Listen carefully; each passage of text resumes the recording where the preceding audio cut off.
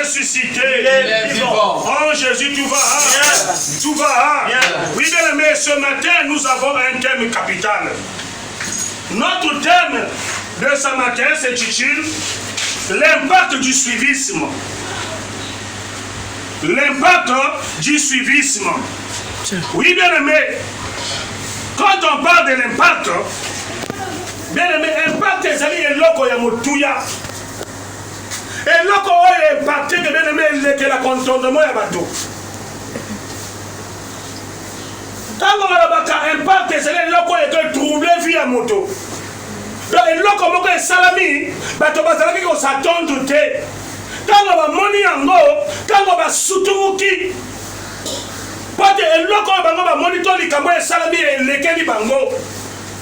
C'est ce qu'on appelle par impacter.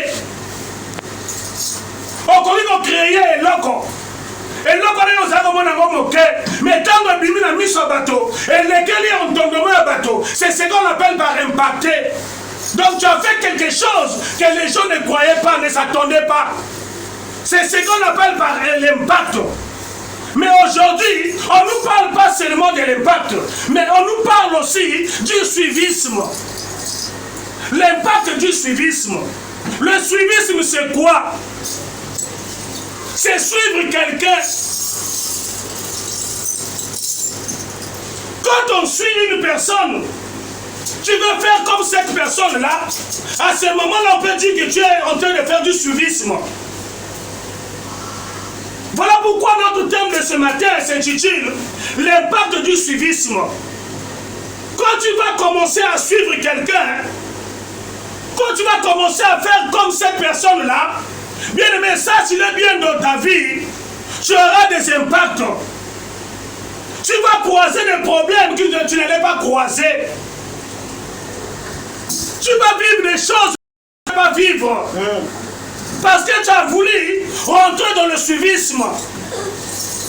Bien aimé, ce matin, j'aimerais te dire, toi qui m'écoutes, suivre quelqu'un, suivre les gens, c'est pas de Dieu. La comparaison n'est pas raison. Nzamba keni biso motola lo lenge pe na ndenge na ye. Yo zali yo, papa na sa papa na yo, maman na zali maman na yo, leki no zali leki na yo. Voilà pourquoi comme on a maman kobota bana, ma kobota motema te. O kobota bana 10, mais chaque mois na zala motema na ye, na makambo na ye, na raisonnement na ye. Amen. Bana tout va cause la ndenge moko te. Voilà pourquoi ce matin je suis bien de dire, la comparaison n'est pas raison. Ne cherche pas à te comparer avec les gens. Ne cherche pas à suivre les gens dans sa vie là, dans ce vie là. Nakata boko moyoyo, soko me kol. Okoya bien de chier. Kaka na cause qui suivi. Bilanda dans des aliments à la montée. Voilà pourquoi ce matin, je nous parle de l'impact. Sans plus tarder, bien aimé, nous allons prendre nos Bibles. Nous allons lire la parole de Dieu. Dans le livre Un roi, chapitre 13. 13, le verset 11 à 24. Nous rendons grâce à Dieu. Or, il y avait un vieux prophète qui demeurait à Bethel. Et Zalaki, mpaka moko ya mosakoli azala kovanda na mboka Bethel. Ses fils vinrent lui raconter toutes les choses que l'homme de Dieu avait fait à Bethel ce jour-là. Bana na ye bayiko yebisa ye makambo nyonso oyo mosali ya Nzambe asalaki kuna na mboka Bethel. Et les paroles qu'il avait dites au roi. Maloba oyo nyonso abimisaki epai ya mokonzi. Lorsqu'ils ont eu fait le récit à leur père, il leur dit, par quel chemin s'en est allé?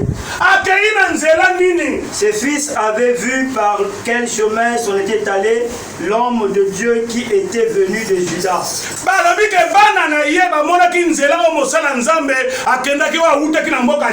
Et il dit à ses fils, scellez-moi l'âne. Et ils lui scellèrent l'âne. Et il monta dessus. Il alla après l'homme de Dieu. Et il le trouva assis sous un téribène.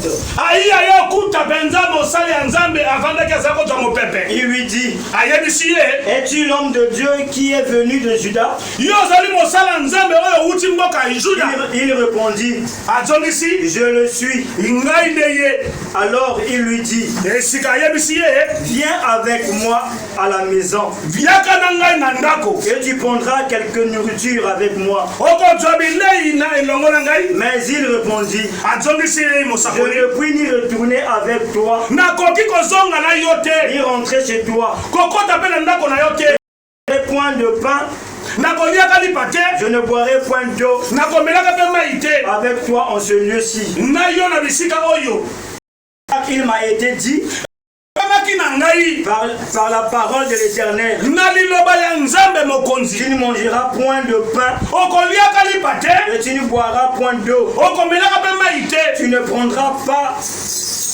Tu ne prendras pas ton retour sur le chemin par lequel tu seras allé.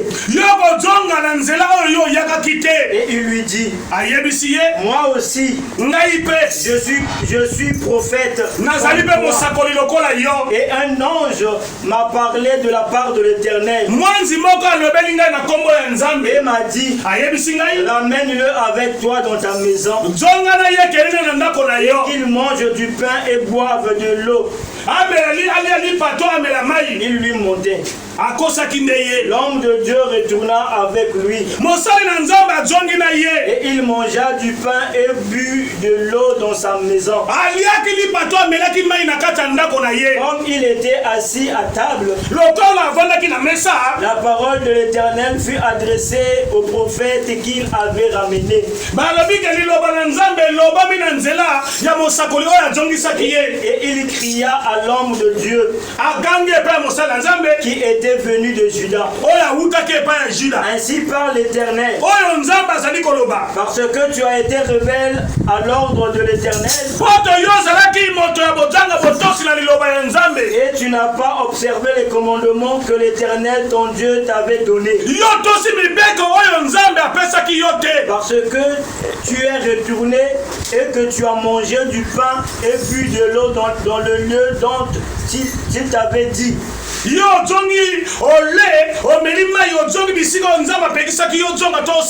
Tu ne mangeras point de pain et tu n'y boiras point d'eau. Ton cadavre n'entrera pas dans les sépulcres de tes parents. Et quand le prophète qu'il avait ramené eut mangé du pain et qu'il eut bu de l'eau, il scella l'âne pour lui. L'homme de Dieu s'en alla. Et il fut rencontré dans le chemin par un lion qui le tua. Son cadavre était étendu dans le chemin. L'âne resta près de lui. Et le lion se tenait à côté du cadavre. Amen. Amen. On acclame d'abord la parole du Seigneur. Acclame. Oh, acclame Dieu le bébé comme ma propre bien-aimé. Alléluia. Amen. Oui, bien-aimé, tu peux te mettre Nzaba Pambola. Amen. Oui, bien-aimé. L'impact du suivisme. Notre thème de ce matin s'intitule l'impact du suivisme. Bien-aimé, c'est tiré dans le livre de 1 Roi 13, le verset 11 à 24. On nous parle d'un jeune serviteur de Dieu. Il était un serviteur de Dieu brillant, puissant, que Dieu utilisait par sa gloire, par sa parole. Bien-aimé, batoboni babandaki ministère to mosala nzambe. Nzambe azokumba yo na ndenge na ye. Batoboni lelo basala nzambe boni ba chavire. Basala nzambe boni lelo bakomi na le village de Chile Save. Ezali kaka pana bu suivisme pana bilanda landa. Bien aimé, ce qui nous a appris, si Dieu t'avait seulement donné la parole, attache-toi seulement à la parole. Parce qu'à travers la parole de Dieu, les gens seront guéris, les gens verront des miracles. Alléluia. Amen. Et ça va te béler. Nous avons donné la parole. Mais il y a le colosement à moninga motus à prophétiser. Tu as un sakola, à un salamakaboué. Il n'y a pas passé le commis, il n'y a pas passé le colaïe. Laisse-moi te dire, comparaison n'est pas raison. Bah tu es belé les noms, à Zalakina Nzambe, mais Nzambe, Zana, il suscité. Abandaki Nzambe, Longo, Nzambe, Zalakina, yé. Mais quand on va venir consulter Dieu étranger, on va venir au compte à Bissiga, c'est la côte à terre, Nzambe appelle ça au Congo. Quand ça la gana Isra Bilanda Landate, contente-toi de ce que tu as. Ceux qui l'ont Nzambe sont pas morts à 10 000, conviens mon toi à 100 000 té. Il y a un monde bomi battu bien à Mokirioyo. Lokola yo moni moninga na libala ba pesa kaye 5 000 azando yo pas poso de commis yo pas pesa ko 5 000 est-ce que mon zuya mobali na yo na bo zuya mobali na ezali ndenge moko yango ndezo boma biso on vit les choses et tindi batembele bakota na ba cimetière na tango esengela ki bakota nani te. Nzambe asalaki eloko na eloko nangonga mpe na ntango na yango. Chaque chose a son temps. Voilà pourquoi mon a eloko nyonso na mokili bien aimé nayebi so bisika obelemi bisika ozoyoka ngai eloko nyonso na mokili esengaka sacrifice. Il n'a jamais eu de victoire sans combat. Amen. Il n'a jamais eu de bénédiction sans sacrifice. Ce que moto oyo le lazo table la mituka le lazo ali akobonga yebake lobi a se sacrifier que pour que le lendemain comme un moto yo penzima sacrifice dans la vie nzima ko bunda ko na vie na yo ko luka ka facilité te na mokili ko luka pa ko malokola moninga te bien aimé omona bato mosusu na tonga la tanga so ebisa yo azotemba na motuka alalaka na ndako etage me tonto mpe na mbe epongi ya malamu ezalaka te ntango mosusu amvieke yo me yo oyebaka te na ntongo bamoni ye na kati ya lexus na kati ya umer na kati ya prado me na butu ntango mosusu bien-aime alalaka na ye na cercueil ezala bato mosusu bien-aime na ntango nazali koloba bien-aime malgré abala mosi balalaka na ye te me yo lokolo oza na libanda ozomvie ye.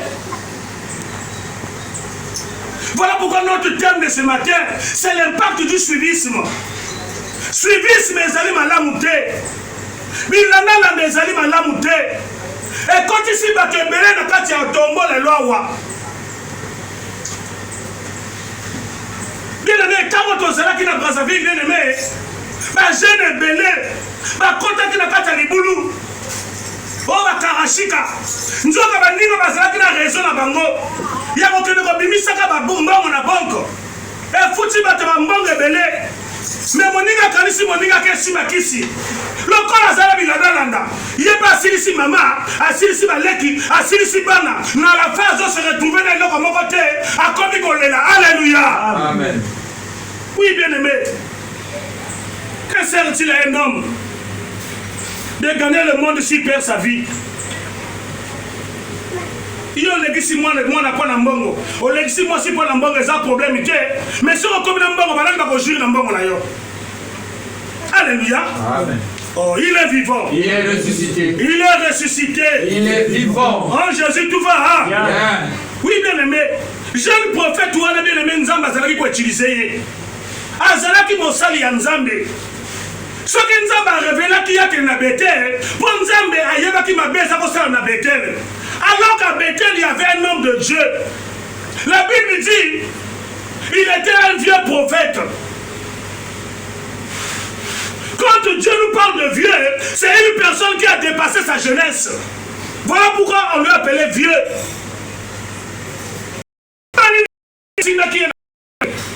Bethel, il y avait déjà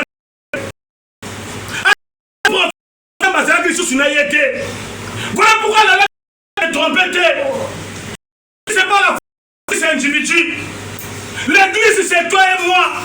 Voilà pourquoi la Bible dit, ne savez-vous pas que vos corps sont le temple du Saint-Esprit, c'est Dieu qui habite. Amen. Dieu habite en nous. Bien même au temps qu'on s'ayote. Miracle. Est-ce que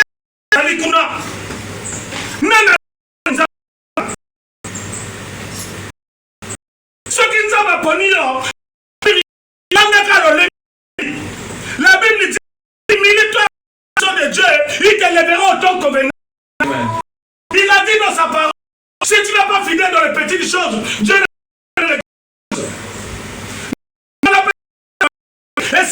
est fidèle dans les petites choses. Si Manango, nous avons monnaie. Mais tu es belé, c'est l'erreur. Tu es belé, tu es dans le mokilio.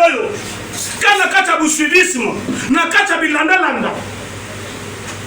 Bible lobby, nous avons des cambatines qui sont en mission. Nous avons des yébisa qui est. Bisiga ozali kokende. On y a été. On met la maïté. On va dans l'endroit moto te. Nzela oyo yakaki, ozonga na nzela wana te. Ainsi dit l'Éternel. Bato eboni ebele eboni bato boni lelo wa. Azalaki na ministère monene nzamba pesa kiye. Azalaki na badono ye nzamba pesa kiye. Mais lelo abebisi yango parce que azalaki na posa monana. Azalaki na posa pe akoma sango. Mais lelo likolo akoma sango. Église ekoya, lelo réputation ebeba, bato ebele lelo bien aimé. Mais ne bandela azalaki na nzambe. Pona nini bien aimé parce que azalaki na esprit ya suivisme. Bilanda na ndezali malamu te. Et mimi bato ebele na perdiction. Bible la dit quand on comme la Bethel, akutali na mokonzi ya mboka, akutali na roi, bien aimé nyonso alobaki na roi, yango nde esalamaki. Roi na kanda bien aimé Bible la dit, roi linga saisir hôtel amwangisa. Mais le corps nzamba azali nzambe, mutatele na nzamba azali te. Notre Dieu, il est incomparable, il est incontournable, il est imbattable, il ramène ce qui n'existe pas à l'existence. Il dit une chose et la chose s'accomplit. Quand le roi moni biloko wana linga saisir hôtel, Bible le dit que le boko na ye na mbalaka te kauke yomi. Et il n'est que le roi. Alors bien vrai que moi na mosala nzambe l'homme de Dieu à Dieu. Assouplir mosala nzambe. Est-ce qu'on peut sambela nzambe na yo a jong sanga ndenge na zalaki? Bien aimé, bien lobby, dès qu'à sali prière, le boko ya roi et Johnny Ndenge Zalaki. Bien aimé, sangue panzani na mboka mobimba.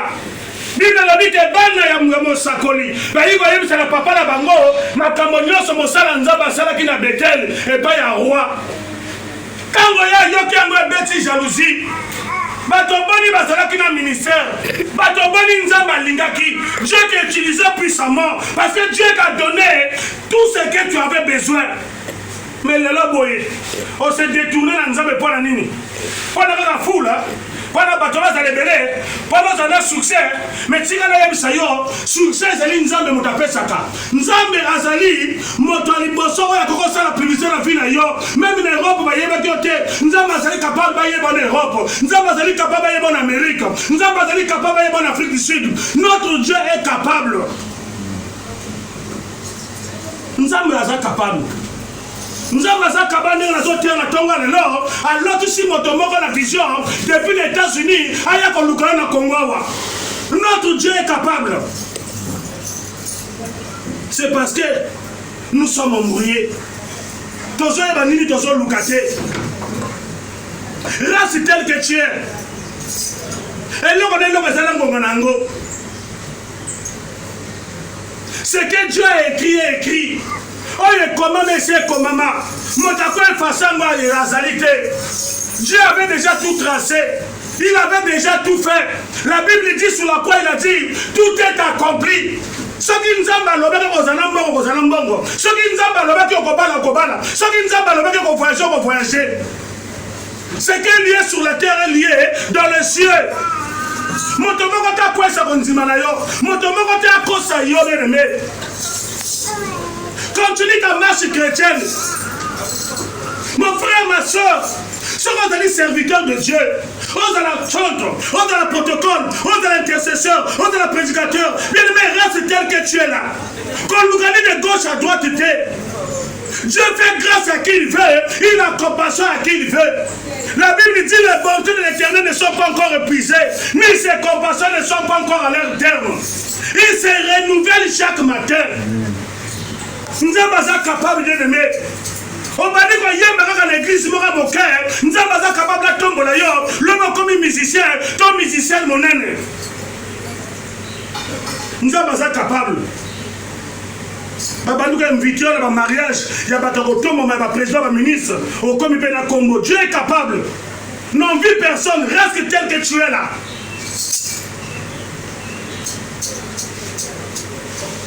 L'impact du suivisme. Tu es un serviteur de Dieu, l'homme de Dieu puissant. Bible le Bible m'a commencé à dire lesquels qui battent la bételle. Mon sacolita mayoki. A tous les balanaïs. Bale m'expliquer, nous sommes les Kanaki. Bible le Bible, à le Bible, bon, ça va un punda. Allah n'a pas mosala nzambe. Pour ça, nous sommes kinini. Le corps a nzamba pesa ke mo Congo. Yembe mosala nzambe pe nzamba pesa mo Congo. Bato boni baso bebi sa militaire baninga. Bato boni baso bebi sa grâce baninga. O tua ki libala na bien. Mo kolo kutra na mo bana na kacha bis. Yo kena ko mona mama nani. Papa nani yo kena ko mona. Est-ce que yeba ki yo kutra na mo bana na bis? Est-ce que yeba ki yo kutra na mo bana na kacha nganda? Est-ce que yeba ki yo kutra na mo bana na zando? Tango to kuta naka. Na mwasi to mabala vina biso. Kaka nzambe motayebi mokolo. Ayebi na heure. Ayebi na esika. Moto moko kati ya biso ayeba kazali te. L'amour eponaka esika te bien-aimé. Ngala sila mwana bato balingana na nzela l'école. Mais lelo, bakoma mwasi na mobali marié avec beaucoup des enfants, Dieu les a bénis. Mais bato bongi lelo baraka libala. Mobala lingyo kaka ndenge ozali bongo na ba défaut na yo. Famille no kombo ezali te. Mobala s'en fout nango. Les gens sont foutus au minéval. L'homme a commis qu'on laisse ailleurs. Si ma femme a commis n'a comme encore. Mais mon tomo a outa kuna. Eh, yozo comme sangaya. Ceux qui n'ont même pas de maman encore. On dit que les gens ont bilian aye. Mais ils n'ont pas de même là. Il va la payer au lundi. Mais si on a eu ça yo, et ça mi bali bisusu. Il a la grâce de Dieu. Ce qu'on me compte chaka bilo kona. Libale beba katepe baby. Alléluia. Amen. L'impact du suivisme. Mais il en a des âmes à la moutée. Comparaison n'est pas raison. Ce qui est Iba, quand il y a Iba, ce qui est Bomarabato, Tira Bomarabato, yo, ça yo.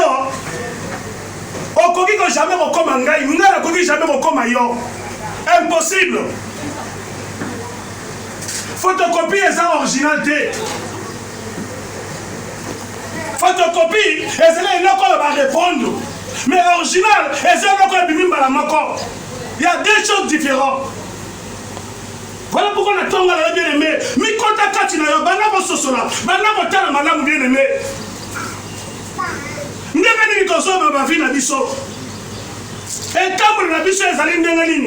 aujourd'hui tu te dis que Dieu ne me bénit pas. Mais Dieu a commencé à te bénir depuis longtemps. C'est toi qui es en train de blaguer avec ta bénédiction. Tu es béni dans mon kilo, tu as un diplôme, tu as un master, tu as un bac plus 2, mais bien le métier, le nom au les alités.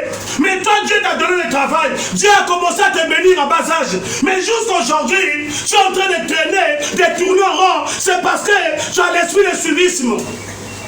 Mais il en a le même rabattu, le bien que tu le savais. Yoko Sanaki camarade, Namona Mokonzi. Il a dépensé 500 000 la journée, mon corps. Ils s'en foutent. Parce qu'il y a des choses qui rappellent pour ma béni papa. Papa continue en bango. Mais il y a un salaire qui va foutre dans la passe. Mbongo yo zo la 5 heures ou 4 heures pongi. Yo le pesa kala ba DJ, ba boîte ya kayo. Ba le pesa kala mo mira tshaka la bango. Monda le tape ici la kacha. Alléluia. Amen. Yo kan si makasi à 2010, makasi à 2050. Tantôt 2050 peut te recommander. Quand l'occasion se présente, il faut savoir en profiter. Quand vous avez une année, il y a ce raison, ça n'est pas ça. Bien aimé, moi, je suis l'économie, je suis mapango.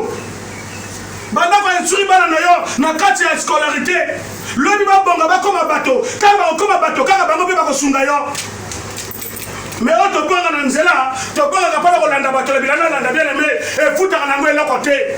Ma belle belle pour la côté. Même si tu as 10 parcelles, ça ne fait rien. Mon collègue Kabopé a motué comme la yo, le pango du jour au jour et ma valeur. Au côté rappelle le pango pour résoudre le problème na yo. Tout cela, c'est de l'argent gardé. L'impact du suivisme, Bilanda dans des animaux à la moutée. Ça l'a chez le prophète Ouana. Pourtant, nous avons motaillé, mais ça qui est. Mais bien le lobby, mon satellite, au ça y est. Oh, un ange m'a apparu. Ange a yé, singa yo zonga. Au côté de l'anda, oh, ya kolia au mélamai. Mais à la fin, à l'objet il a menti. Il y a quoi ça qui est. Alors quand on a donc à ce qu'on a kuna pendant que l'on a que l'on de sainte ramoto, c'est pas ça qui compte. Moi Dieu m'avait dit, il dit mon fils, ne crains pas, car je te laisserai point, je t'abandonnerai point. Dieu m'avait dit le premier miracle que tu vas comprendre que je suis avec toi. Quand la vie d'une personne va changer à travers ta parole, c'est à ce moment-là, tu sauras que moi, Dieu, je suis le Dieu des miracles. Voilà pourquoi ce matin, je vais te dire, le premier miracle, bien aimé, c'est quand une personne s'est convertie. Quand une personne met de nouveau, ça c'est un miracle. Voilà pourquoi, bien aimé, la complexité. Bongo. Ce qu'on t'a mapa, quand on t'a mapa na yo.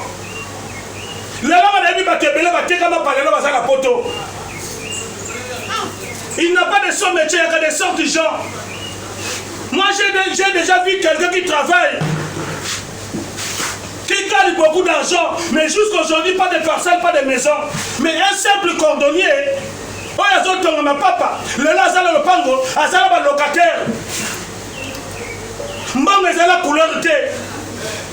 Zalaka ndingo zali bien aimé. Vous allez électricien, ça là que l'électricité na yo. Vous allez mécanicien, ça là que la mécanique na yo. Vous allez maçon, nzina qui ma maçonnerie na yo. Bien aimé, si tu es fidèle dans les petites choses, Dieu va te donner les grandes choses. Nous avons mon colomo qui est capable, après son marché, ouais pour faire la vie dans mon bimba. Amen. Mais le problème, tout ça là humble. Faut pas voir, bien aimé, l'esprit de suivisme. Et quoi ici va te belé, et bomi va te belé. Ceux qui nous ont bassé humble, zala humble, et zala va te belé na yoka le lowa. O muno si nous faisons comme nati mimbi. Motema na bela yoko la kangote. Ce que moi dis mota kabola kate, laisse-moi te dire partager c'est un don. Si toi tu as l'habitude de partager, partage. Conseil n'a jamais conseil na motopolo sa bolamu. Et ça va te mousser sur le corps et à salir ma bête, à comme ma bête dans ma bête. Si tu as habitué à faire du bien, fais du bien. La Bible dit, celui qui fait du bien, s'il ne fait pas, c'est un péché. Amen. Si tu sais faire du bien, tu dois continuer à faire du bien. Il y a un homme qui est foutaka, pour la pour la gâter. Même ceux qui nous ont dit que ça ne pas na yote, incapable de dire que ça ne pas na yo. Mais mon thème ma bête, et foutaka ma bête. Au monde aussi, il faut me l'ongle de Simimbi. Simimbi, il y a un cas, il y a un bingo sur le longo. Ou bien, il y a un cas, il y a un moti. Alléluia. Amen. Faut qu'on y ait encore la caméra, là, on peut y avoir ma bête.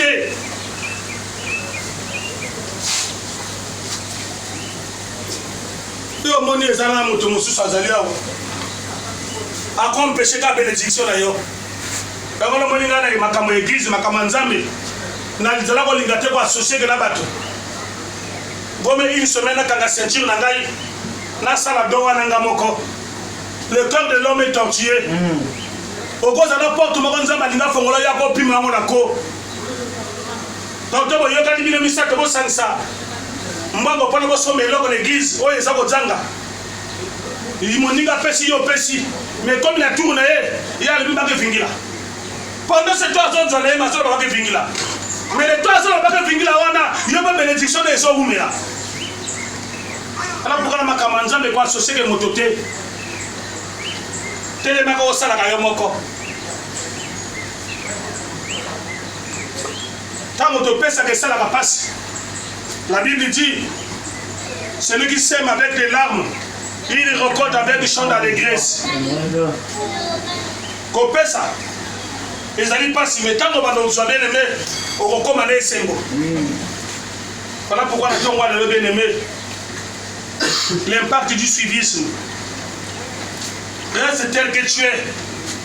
Conseil de Kopesa, on a ton à la humble. Zana le lengo ezali. Ngala yeba ki bato ebele. Na yeba ki bato ebele. Yeba ki roi bakobeka Saoul. Rapidement soki tokotanga ngo. Na mokanda 1 Samuel 13. Le verset 13 à 14. Bato mosusu nzambe ase abwakisa. Malgré ozomona ye wana azaka figuro me nzambe aza suna ye te. Mais ce qu'on ne pas naïe, on dit que tu as opési et bien aimé. À quoi il y a makambo ezala mutu na makolo. Pas na yo peut dérouter le col ailleurs. Parce que la Bible dit que le diable c'est un menteur, c'est le père du mensonge. Il a commencé à mentir dès le début. Nous avons un ministère, on a négocié bien. Il a comme le Seigneur conseil et pas naïe. À quoi il y a du somme makambo moko. Dès qu'on va le utiliser ngo, on va le resserrer lango. Ministère de quoi y a et quoi nous n'avons pas péché au makambo balamoko. Lisons la parole de Dieu dans le livre de 1 Samuel, au chapitre 13, versets 13 à 14. Nous rendons grâce à Dieu. Samuel dit à Saoul, tu as agi en insensé. Tu n'as pas observé les commandements que l'Éternel, ton Dieu, t'avait donnés. L'Éternel aurait affermi pour toujours ton règne sur Israël. Et maintenant, ton règne ne durera point. L'Éternel s'est choisi un homme selon son cœur. Et l'Éternel l'a destiné à être le chef de son peuple. Parce que tu n'as pas observé ce que l'Éternel t'avait commandé. Amen. Amen. On acclame la parole du Seigneur. L'impact du civisme. Nzambe moto établi. Nzambe moto apesa moto kibokonzi. La Bible dit toute autorité vient de Dieu. Au conseil non manigos nengo lingi. Mais ce qui nous a basé la poste va décider on te comprendre la tête. Amen. Saoul nzambe moto atiaki ekuna. Mais Bible lobi Saoul akoma kosala makambo na lolenge na ye. Na ndenge ya bomba na zakome ko kene ko consulter ba Dieu étranger. Azako kene ko consulter même ba wei. On a consulté Nzambe na biso Nzambe azala bomoi. Dieu a dit dans sa parole les morts n'ont plus de souvenirs. Amen. Alléluia. Amen. On le va amener fongola yo. Amen. On le va amener fongola tonga na lo. Amen. On va amener pesa kanga na loba. Amen. Et pesa ki Nzambe kanda. Nzambe le binga na lokoti yo ngana établir yo. Mais lelo comment pesa ka Congo. Yango na tina ki Samuel mo sakola ko yebisa na ye. Nzambe alobi ke règne na yo ko durer lisusu te. Na koma pona moto motema na ngai elingi. Yango no moni Nzambe apona ki ne David l'homme selon mon cœur. Amen. Parce que David était humble. David il plaira Dieu, il faisait plaire Dieu. David azako sala makambo motema Nzambe ezala ko sepela. Pourtant David azalaki roi. Mais ce comme il a bien aimé, et ça n'a moto ça bien koleka yete. Même Dieu avait rendu la femme de David stérile parce que c'est quand David a zalako bina. Nzamba za ko tondi sa bane sengo. Bato boni Nzamba sepela ko parce que ozaki na zel l'église. Mais depuis au combien qu'on vanda, au bout de Genzame m'a établi. Voilà pourquoi bien aimé. Oh, ngai na yoka solité la robine na Nzambe. Ato me mingai na sombe la robina. Nanda kwa Nzambe ngala saka mopayate. Na plein de témoignages vivants. Na kela bila braza.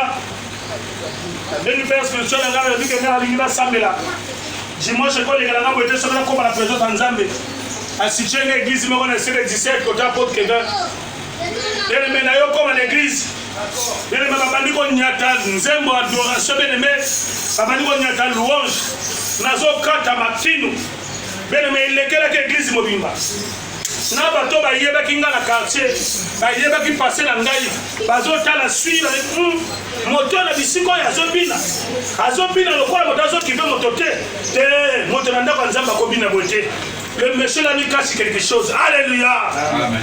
Dès que Mosala nzamba kotaki avant banda koteya molima nzambe lobeli yes abinanga papa na monika ka zobina molima nzambe lebina ngo za mosala nzambe yo sali la nzambe wapi tango na bani ko yebise ya lebi ce n'est que normal parce que moto oya zalika ka pamba boyi akova ka bini la nzambe te aussi otoki yo tu alléluia amen alors kola David azaki omona royauté ne été pota yeba ki devant nzambe ya zalika ka mwana nzamba za papa amen bate boni bakoma ka l'église même ko beta maboko komi kasime yo zo sela nani minene devant nzambe to zalika ka papa pamba to zalika ka peur pamba kaka soka fini loboko boto mona na milobike alléluia amen. Voilà pourquoi bien aimé Saoul azaka nzambe mais nzamba pesa ka mo Congo parce que atosaki oyo nzamba yebisaki yete assurément bien aimé alanda ki bato alanda ki bilanda landa mais quand on alanda bilanda landa après na kati impact du suivisme et futa kama be nzamba yiko pesa mo Congo suka bien aimé Saoul akufaki. Alléluia. Amen. On le voit là, amen. Amen. Et ça, le coup là, jeune serviteur de Dieu, jeune prophète Oana, si ma rodana kotosi, oyo nzamba yebisa ki alandi maloba oyo prophète yebisa ki vieux prophète yebisa ki bien aimé et même ki na kufa bien aimé Bible lobi allait sauter nzamba lobeli mosali na ye alobi le lobana lokola tosi ngaite comme na ye bembe na ye bakokunda ngote e fa bakunda e baboti na ye e ngolo banini comme na ye kozana cimetière te kaka tanga sisi koloba deka bimi bien aimé Bible lobi akutana lion na nzela lui a dévoré abomi ye e lingi koloba bien aimé nini et nous avons table la marche chrétienne, table la recette de Nzambe, table la solo, n'ajoute pas, n'enlève pas. S'il s'agit de prêcher, ne prêche pas pour plaire les gens, mais il faut prêcher pour que la gloire du Seigneur se manifeste, pour que les gens puissent voir la main de Dieu, pour que les gens puissent témoigner Dieu. Alléluia. Amen. Oui, bien aimé. On ne sert pas Dieu pour les gens. Il faut saler la Nzambe pour la Yomoko. Parce que chacun de nous a besoin du salut. Le salut est individuel. Moto mokote, akoko sunga moto, akoko sali sa moto kaka Nzambe. Il y a que Dieu qui peut changer une personne. Nana yebi que sona ko sauver moi c'est le mobali na ye. Boko za moi c'est mobali. Bobalani mais mon suka moi ça continue à yo tia na lifenu. Alléluia. Amen. Oko suka mobala koti mais moi c'est pas tikali. Le salut est individuel. Commence à faire bien aimer ce qui va plaire à Dieu. Commence à respecter les principes de Dieu. Tu dois savoir de ta vie, Dieu attend quoi de toi? Si Dieu t'avait appelé de le servir, bien aimé, fais-le avec ton cœur. Notre Dieu, c'est le véritable patron. La Bible dit qu'il est le réparateur des brèches. Quand tu sers Dieu dans la vérité, dans la crainte, dans l'amour, dans l'obéissance, bien aimé, même si tu avais des problèmes, Dieu est capable, bien aimé, d'enlever tous ces problèmes-là. La Bible dit, il est le numérateur de tous ceux qui les cherchent. Malgré votre sang, il est capable de tomber l'énorme. Allah m'a bien aimé, à cause de la total, Dieu est capable. Nous sommes capables de repérer un bon parce que la Bible dit l'or et l'argent appartient. Dieu, notre Dieu est capable, bien aimé. Le problème, bien aimé, Yozala fidèle. Tambola le nenge nzambe azo senga yo tambola. Ezalo kola ngai soki nzamba tansinga ke na kolo bate. Na kosala ngo na plaire batote na yebisa likambo oyo ezala ngo na nzela te. Ezali abomination na miso nzambe. Soki nzambe alobeli yo loba, soki alobeli te ko inventer te. N'ajoute pas, n'enlève pas. Fais ce que Dieu te demande de faire. Et tu verras, bien aimé, Dieu va te bénir, Dieu va bénir ta famille, Dieu va te visiter, Dieu va te lever, Dieu va te donner un nom dans ce monde-là. Amen. On est debout, bien aimé, on acclame la parole du Seigneur. On acclame la parole du Seigneur. Acclame, acclame, acclame, acclame.